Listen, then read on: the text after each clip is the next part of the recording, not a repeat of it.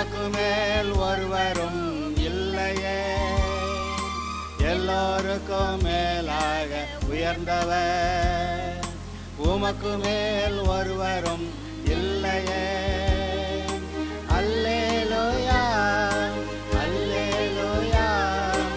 இப்பொழுதும் கூட சங்கீதம் 119 9வது வசனத்தையும் 10வது வசனத்தையும் வாசிக்கிறேன். வாலிபன் தன் வழியை எதனால் சுத்தம் பண்ணுவான்?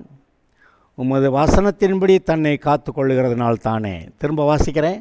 வாலிபன் தன் வழியை எதனால் சுத்தம் பண்ணுவான்? உமது வசனத்தின்படி தன்னை காத்து கொள்ளுகிறதுனாலே தானே.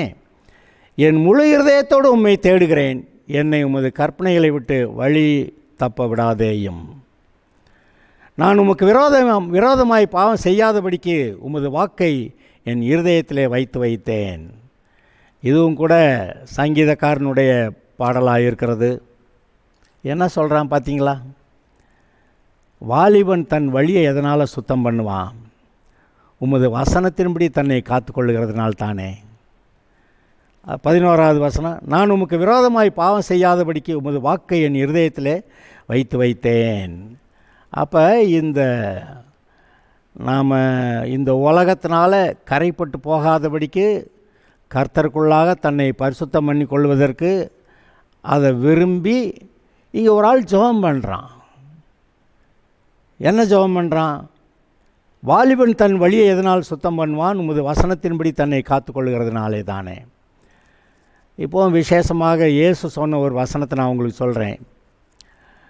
ஒரு ஸ்திரீயை இச்சையோடு பார்க்குற எவனும் தன் இருதயத்தில் அவளோட கூட விபசாரம் பண்ணி ஆயிற்று அப்படின்னு சொல்கிறார்.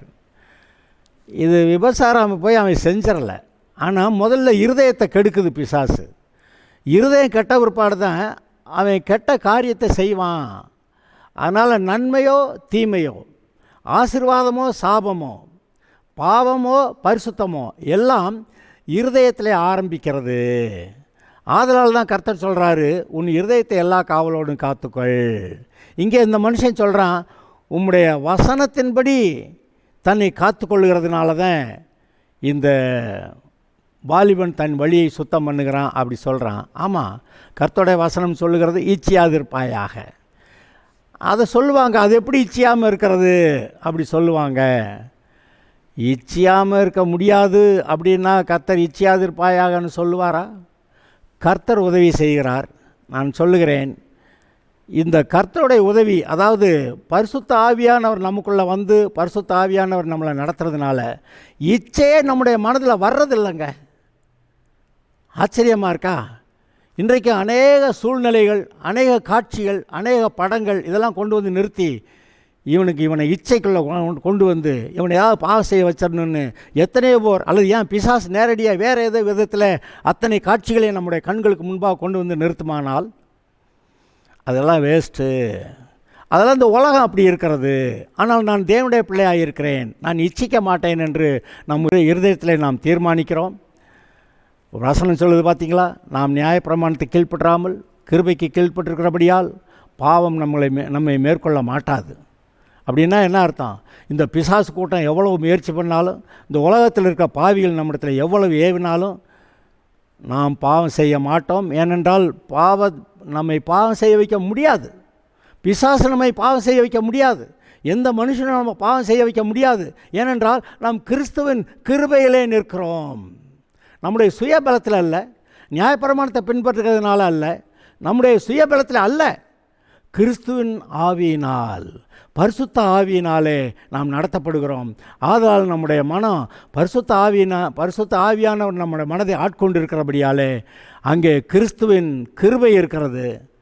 கிறிஸ்துவின் கிருபைக்குள்பட்டவர்களை எந்த பிசாசும் பாவம் செய்ய வைக்க முடியாது.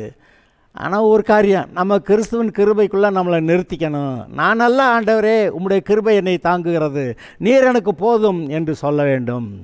அப்படி கர்த்தருடைய வார்த்தை போதும், கர்த்தருடைய கிருபை போதும், கர்த்தருடைய அபிஷேகம் எனக்கு போதும், நீர் என்னை சகல நன்மைகளை நடத்துவீர், உமக்கு நன்றி என்று சொல்லக்கூடிய அந்த மனப்பான்மை நமக்குள்ளே உண்டாயிருக்க கடவுது. அது உங்களை ஜெயமாக நடத்தும். ஒரு விதத்திலும் இந்த உலகத்தால் நீங்கள் கரைபட மாட்டீர்கள். இந்த உலகமோ பிசாசோ உங்களை பாவத்தினால் கரைப்படுத்த முடியாது. ஏனென்றால் இந்த வசனம் சொல்லுகிறது, நீங்கள் கிறிஸ்துவுக்கு கீழ்ப்பட்டிருக்கிறபடியால், கிருபைக்குட்பட்டிருக்கிறபடியால் பாவம் உங்களை மேற்கொள்ள மாட்டாது, அதாவது உங்களை பாவம் செய்ய வைக்க முடியாது என்று சொல்லியிருக்கிறது. எத்தனை பேர் விசுவாசிக்கிறீங்க?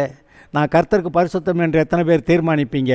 நான் பாவத்துக்கு எதிர்த்து நிற்கிறேன், கர்த்தருடைய ஆவியானவர் என்னோட கூட இருக்கிறாரு, என்னை ஜெயமாக நடத்துகிறாரு, பரிசுத்த வாழ்க்கையில் நான் வாழ்வேன், எத்தனை பேர் தீர்மானிக்கிறீங்க? Okay, God bless you.